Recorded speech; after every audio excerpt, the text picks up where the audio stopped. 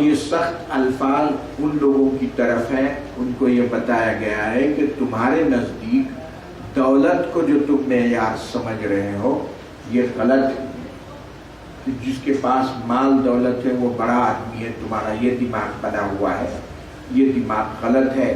اللہ سبحانہ و تعالیٰ کے پاس ان غریبوں کی قدر ہے، تمہاری کوئی قدر اس کے پاس نہیں۔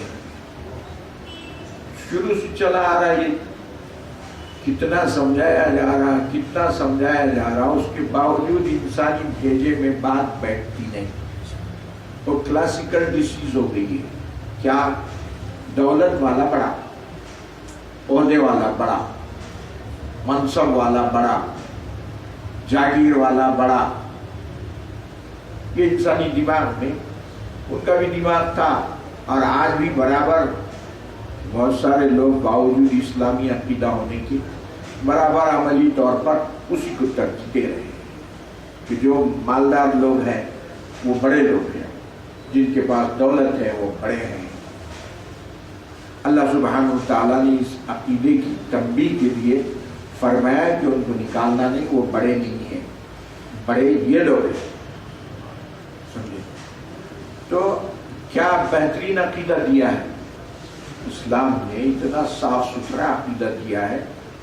پرسوں ایک عثمانیہ یونیورسٹی میں سیمینار ہوا، تو اس میں ایک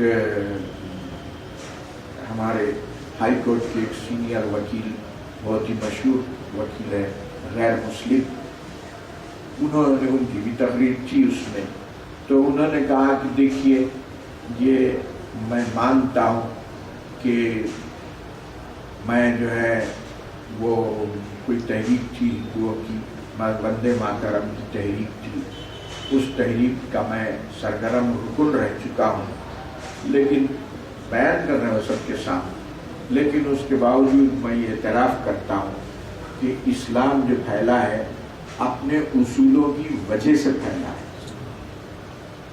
کہنے لگے کہ اسلام جو ہے مساوات کا پیغام اسلام کے پاس ہے، برادرانہ پیغام اسلام کے پاس ہے، ہمدردی انسانیت کی اسلام کے پاس ہے، کہ اسلام کی یہ جو اصول پیغمبر اسلام نے پیش کیے ہیں اس کی وجہ سے یہ پھیلا، طاقت سے، تلوار سے، بادشاہوں کے زور سے یہ ہرگز نہیں پھیلا، اور اگر طاقت بھی ہوتی وہ اصول مضبوط نہیں ہوتے تو یہ ہرگز نہیں پھیلتا۔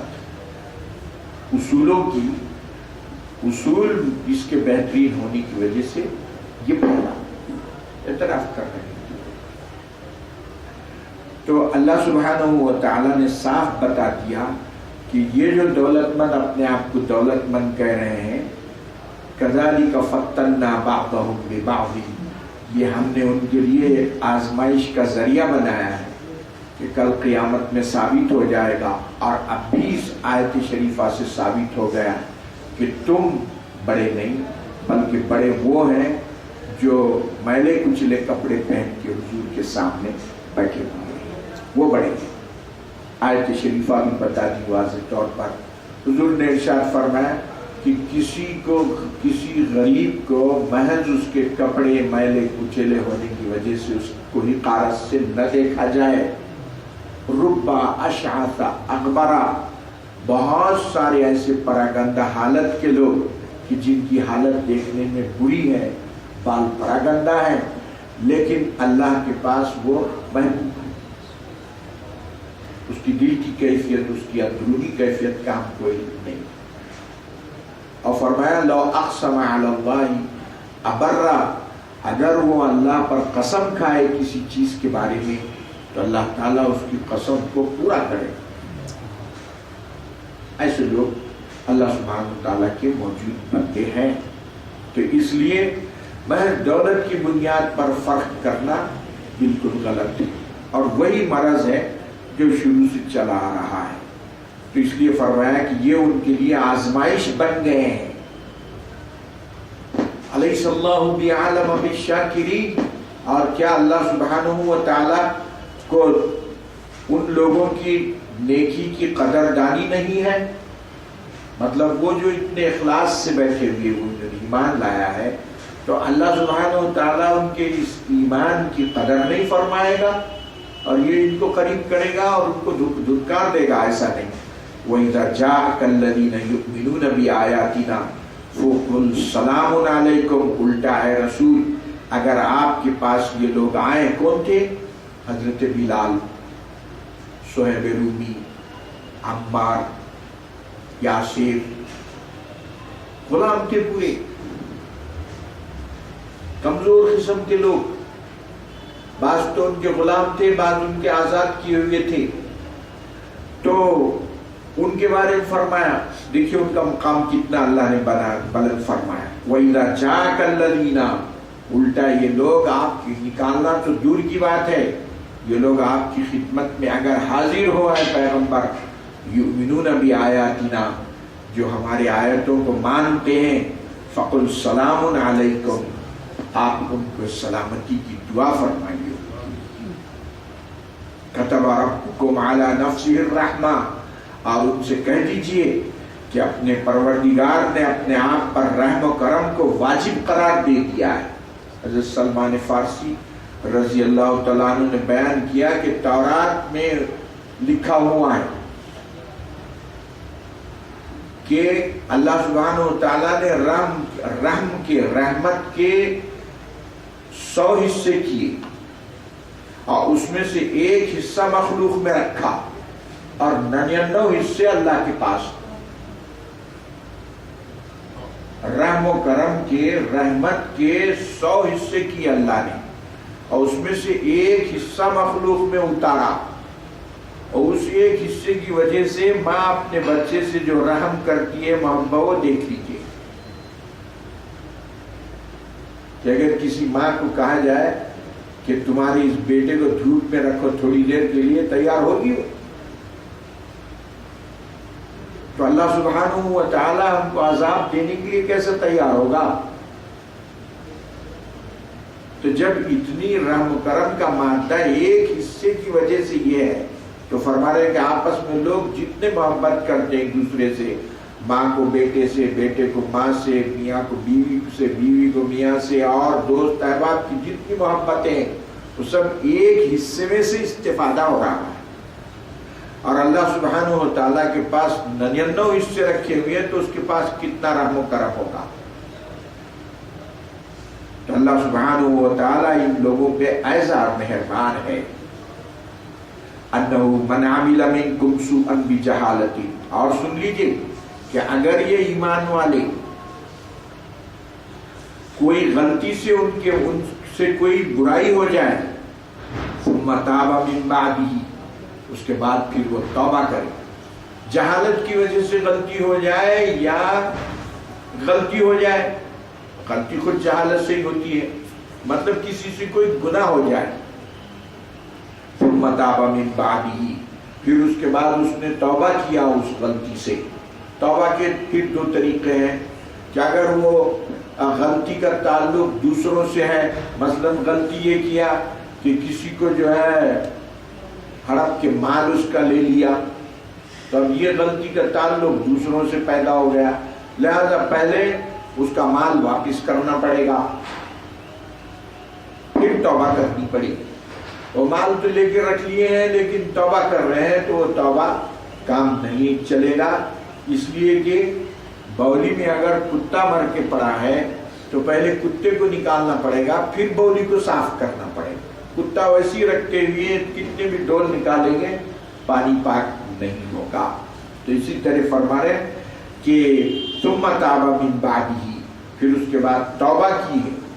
اگر توبہ کی ہے تو مطلب کیا ہوا کہ غلطی کی، اور توبہ کا مطلب فرائض میں اگر ہے، جیسے نمازیں چھوڑ رکھی تھی وہ قضا کرے، حج قضا ہو گیا، حج اس کے ذمہ تھا نہیں کیا، اس کو ادا کرے، تو اس کے بعد توبہ قبول ہوگی۔ یا دوسروں کے حقوق دبائے دے، وہاں پورا اس کو واپس کرے اور اب توبہ کرے اللہ سبحانہ و تعالی، فَإِنَّهُ غَفُورٌ رَحِيمٌ، تو اللہ سبحانہ و تعالی مغفرت کرنے والے، رحم کرنے والے ہیں۔ وَكَذَلِكَ نُفَصِّلُ الْآيَاتِ وَلِتَسْتَبِينَ سَبِيلُ الْمُجْرِمِينَ، اور اللہ سبحانہ و تعالی ان آیتوں کو کھول کھول کے اسی لیے بیان کرتے ہیں ताकि अच्छे लोगों का और बुरे लोगों का रास्ता अलग अलग हो जाए। कुल इन्नी नुहीतु अन अअबुदल्लज़ी तदऊन मिन दूनिल्लाह कुल ला अत्तबिउ अहवाअकुम। अब उनसे साफ कह दीजिए, नुहीतु अन अअबुदल्लज़ीना तदऊन मिन दूनिल्लाह। लगेंगे चलिए जनाब एक ऐसा एक झगड़ा खत्म कर देते हैं, एक दिन आपके माबूद की हम इबादत करते हैं और एक दिन हमारे माबूदों की आप इबादत कर दीजिए ताकि झगड़ा ना हो और मिलजुल के चले। तो कॉम्प्रोमाइज ऐसी चीजों पे नहीं होता, ऐसी नाजायज कामों पे कॉम्प्रोमाइज नहीं होता। तदऊन मिन दूनिल्लाह इन्नी नुहीतु, मुझे मना किया गया है कि मैं इबादत करूं उन लोगों की जो गैरुल्लाह की इबादत करते हैं। कुल ला अत्तबिउ अहवाअकुम, और मैं तुम्हारे ख्वाहिशात की इत्तिबा के लिए भी नहीं भेजा गया। अब ज़ललतु, अगर ऐसा मैंने किया तो मैं तो गुमराह हो जाऊंगा। और जाहिर है कि सारी खिताब उम्मत के लिए है कि उम्मत को भी यही काम करना है। इज़न वमा अना मिनल मुहतदीन, और ऐसी सूरत में मैं हिदायत याफ्ता रहूंगा। कुल इन्नी अला बय्यिनतिन मिन रब्बी व कज़्ज़बतुम बिह, मैं अल्लाह की जानिब से हिदायत के रास्ते पे हूँ जिसका तुमने इनकार किया और झुटलाया। मा इंदी मा तस्ताजिलून बिही, और जिस अजाब के बारे में तुम उजलत कर रहे हो कि वो अजाब तुम चाह रहे ना कि भाई भले ठीक है, जब हम नहीं मान रहे ना, आप बोल रहे ना अल्लाह का अजाब आएगा, ला लो। सब निकली हुई गुफ्तगू है। तो फरमाया कि मा इंदी मा तस्ताजिलून बिही, कि बाबा ये अजाब के लाने का जो काम है ये भी मेरे पास नहीं है, ये अल्लाह सुब्हानहू व तआला का काम है। चाहेगा आपको कुचल देगा, नहीं चाहेगा आपको बाकी रखेगा। इनिल हुक्मु इल्ला लिल्लाह, मैं तो यही दावत देने आया हूँ कि बात मानना है तो अल्लाह की मानो। यक़ुस्सुल हक़्क़ व हुवा खैरुल फ़ासिलीन, अल्लाह सुब्हानहू व तआला हक बयान करता है और वो बेहतरीन फैसला करने वालों में से है। कुल लौ अन्ना इंदी मा तस्ताजिलून बिही लक़ुदियल अम्रु बैनी व बैनकुम, और ये भी सुन लीजिए कि जिस अजाब की उजलत में तुम हो, अगर ये अजाब अगर भेज भी दिया जाता तो हाल क्या होता, तुम्हारा खात्मा हो जाता था कि फिर ऐसी चीज क्यों मांगते हो। वल्लाहु अअलमु बिज़्ज़ालिमीन, और अल्लाह सुब्हानहू व तआला जालिमों को खूब जानता है। वइंदहु मफ़ातिहुल